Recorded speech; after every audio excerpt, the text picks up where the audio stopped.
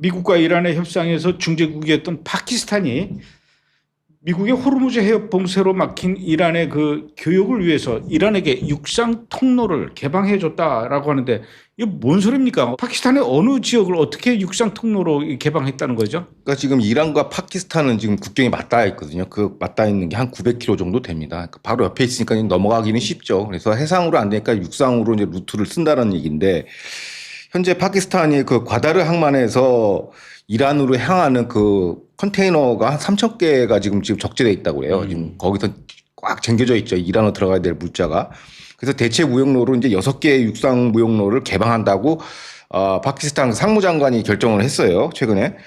그러니까 이제 그 대표 노선이 뭐냐면 파키스탄의 과다르 항에서 쿠웨이타 그 파키스탄 지역을 통해서 국경지대 이란 국경지대 타프탄으로 이제 진입한다라는 그 대표 노선이 있고요.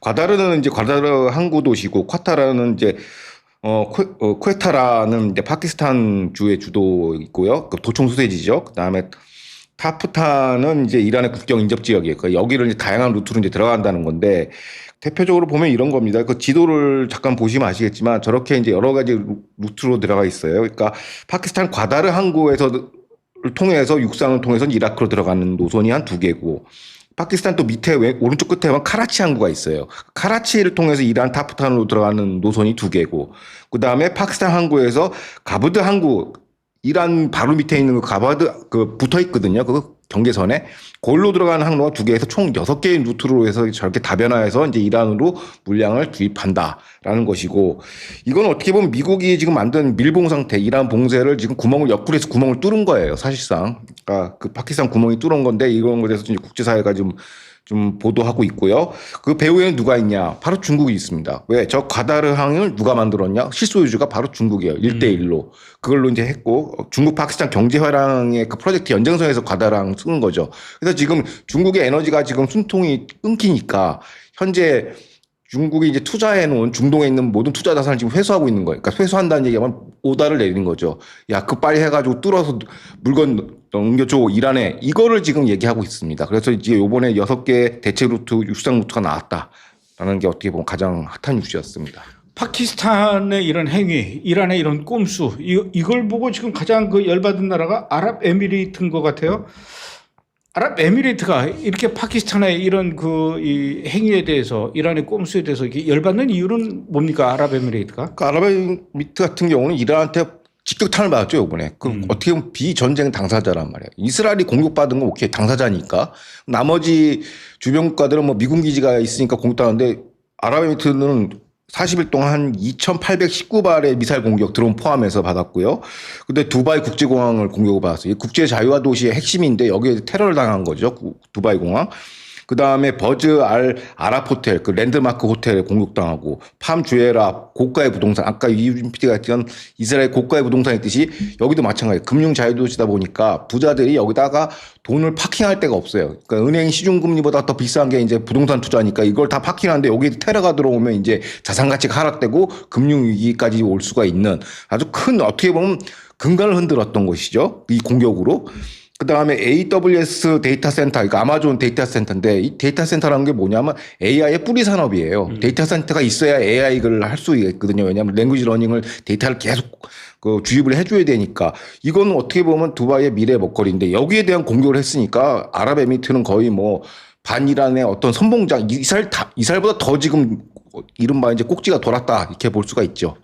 그래서 그 꼭지가 돈 아랍에미레이트 어떻게 꼭지를 풀었습니까? 이 파키스탄한테 어떤 보복을 했습니까? 네, 최근에 이제 FT 보도를 하는데 금융 보복을 했어요.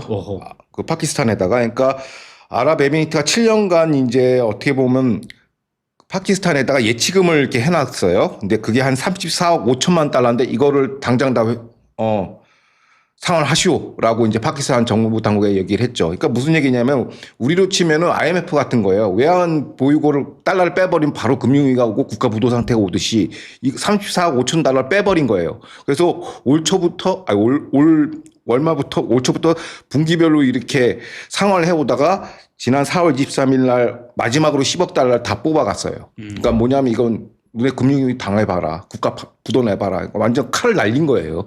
보통 이게 뭐 파키스탄이 경기가 좋아서 이 대출을 못 갚아요, 예치금을. 근데 이게 리볼빙이라고 해서 대출을 계속 상환을 연기해 주는데 그 연기를 다 끊어버리고 세 번에 거쳐서 다 받아내고 나온 것이죠.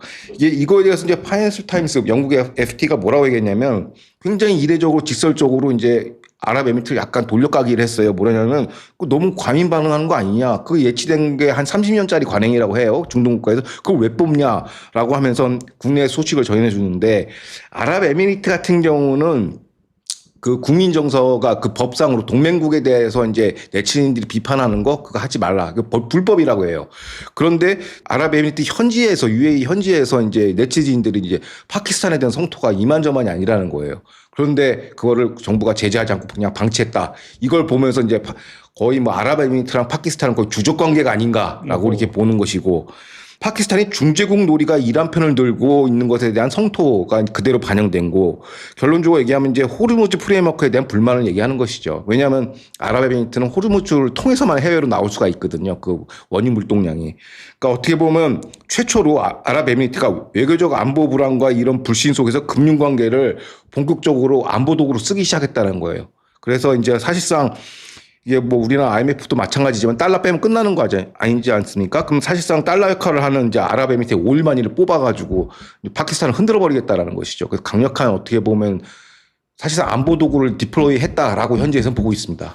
그런데 걸프 왕정 국가들하고 또 여러 아랍 국가들 예를 들어서 무슨 뭐 이집트라든가 요르단, 바레인, 파키스탄 이런 나라들 사이에 걸프 예치금이라는 게 있는가 봐요. 걸프 예치금. 이건 무슨 돈입니까? 그러니까 30년 동안 이제 걸프 왕정 국가, 대표적으로 산유국이죠. 순위파 산유국들이 그 우호적 시장 간에 예치금을 이렇게 파킹을 해놔요, 돈을. 그러니까 그 무슨 얘기냐면 그 왜 우리나라도 외환 보유가 빠지면은 바로 금융고 국가보다가 오듯이 여기도 마찬가지예요. 그러니까 잘 사는 산유국들이 못 사는 나라. 방금 얘기하는 이집트, 요르단, 뭐 수단, 레바논, 파키스탄 같은 나라에다가 예치금을 해놓고 금융을 안정화시켜 주는 거예요. 국제 수지도 안정화시켜 주고 어떻게 외환 안정화 수단으로서 이제 베푸는 거죠. 그런 조치를 30년 동안 해왔어요. 그리고 특별히 뭐 순위파 어떤 뭐 노선이라기보다 순위파만 반대만 안 하면 돼. 외교적 동력에서 크게 번성하면 안 되고 뭐 세부적인 뭐 어떤 외교적 사안에 대해서는 거의 뭐 그거 상관없이 예치금을 쭉 그냥 유치하고 있는데 그래서 이 걸프 자금을 뭐라고 하냐면 인내심의 자본이라고 해요. 보통 이제 마음에 안 들면 그냥 투자금 회수하지 않습니까? 이런 그런 건 없고 실패하더라도 이집트나 이런 데 계속 투자를 해요. 사우디도 그렇고 아랍에미리트도 그렇고. 그런데 어떻게 보면 순위파 안에만 있으면 상관이 없는데 요번에 첫 사건이에요. 아랍에미리트가 돈을 뺀 게. 오일만이로서 주변과 안정화 조치였던 이 자금을 이제 완전히 이제 뽑았다는 얘기는 뭐냐면 이게 이제 안보 도구로 쓰이고 있고 아랍에미리트는 파키스탄에 대한 이란 6개의 육상 유태 제공한 징벌적 비토권을 행사한 거예요. 이게 사실상 처음으로. 그러니까 금융도 이제 안보 무기다라는 걸 확실히 했다는 게 돼서 이번에 이거 좀 관전 포인트로 좀 중요한 것 같아요. 그래서 결국 경제적으로도 어려운 나라 파키스탄의 그 국민 1인당 그 GDP가 1,700달러밖에 안 된대요. 그러니까 1년에 한 뭐 250만 원 정도 되는 것 같은데 250만 원도 안 되네. 1년에 250만 원이에요. GDP가. 그래서 여차하면은 이 파키스탄이 이번에 그 이 아랍에미레이트 때문에 국가 재정 위기 악화로 이제 파산이 될 수도 있었는데 극적으로 사우디아라비아가 파키스탄을 살려줬다고 해요. 어떻게 살려준 겁니까? 그러니까 사우디하고 아랍에미리트 주로 이제 예치금을 이렇게 하는데 이걸 이제 왜 예치금을 전통적으로 해왔냐면 마찬가지로 이제 국가 부도 사태에 있으면 그 다음에 나오는 게 뭐냐? 바로 테러가 찬 거래요. 그래서 안정화시키기 위해서 이제 돈을 이제 박아놓는 건데 사우디가 이제 신규 자금 30억 달러를 예치를 했어요. 그러니까 기존에 이제 아랍에미리트가 인출했던 게 이제 35억 달러인데 거기에 준하는 30억 달러 신규로 바꿨고 기존에 50억 달러 들어가는 건 자동 연장하고 있고 총 80억 달러가 이제 들어간 거예요. 그러니까 안정화 조치를 시킨 거죠. 구멍 난 걸 일주일 만에 아랍에미리트 뺀 지 일주일 만에 들어가서 사우디가 이제 원상복구를 시켜놓은 거죠. 사실상. 이렇게 돌려막기를 해준 겁니다. 그러니까 사우디하고 이제 아랍에미리트의 입장이 다르다는 게 이번 사태에서 이제 드러난 것입니다. 그럼 사우디는 왜 파키스탄을 도와주는 거예요? 그러니까 사우디하고 파키스탄하고 이제 특수관계입니다. 그 특수관계를 좀 이해해야 되는데 지난 2025년 9월 17일 날에 사우디하고 파키스탄이랑 뭘 했냐? 상호 방위 조약을 맺었습니다. 상호 군사 협력을 맺었죠. 그 또 최근 이란 전쟁 직전에는 터키, 사우디, 파키스탄이 중동판 나토를 구축한다고 해서 새로운 또 안보 협력체를 만들었죠. 그러니까 이제 사우디하고 파키스탄은 굉장히 친밀한 관계, 고로 약간 준동맹 수준이기 때문에 너네가 국미가 있으면 우리가 달러로 일종의 달러 수합을 해준 거예요. 그러니까 아랍에미리트 뺀 돈을 이제 받아 이제 그걸 갖다가 메꿔준 것이죠, 공백을. 그러니까 종합적으로 보면은 이제 이게 뭘 의미하냐면 아랍에미리트와 사우디 순위파 국가인데 약간 대립점이 보인다라는 것이죠. 그러니까 파키스탄이 중립을 얘기하지만 사실상 친미를 안 썼다는 이유로 아랍에미리트 돈을 뺐고 사우디는 중립을 승인하면서 예치권을 보장을 해준 거예요. 두 걸프국가 똑같은 경제 구조, 그러니까 똑같은 이제 대조표를 보면서 이런 상반된 결정은 이건 정치적 판단이다. 금융적이나 경제적 판단이 아니라 이제 안보적 조치에 대한 판단이라고 이제 전문가들은 지적하고 있고 이런 배경에 대해서는 어떻게 보냐면 아랍에미리트하고 사우디 관계가 중요해요. 이번 상반된 결정은 예전이 이제 저기 후티 반군을 놓고선 예멘에서 이제 약간 이제 사우디랑 아랍에미리트가 틀어졌어요.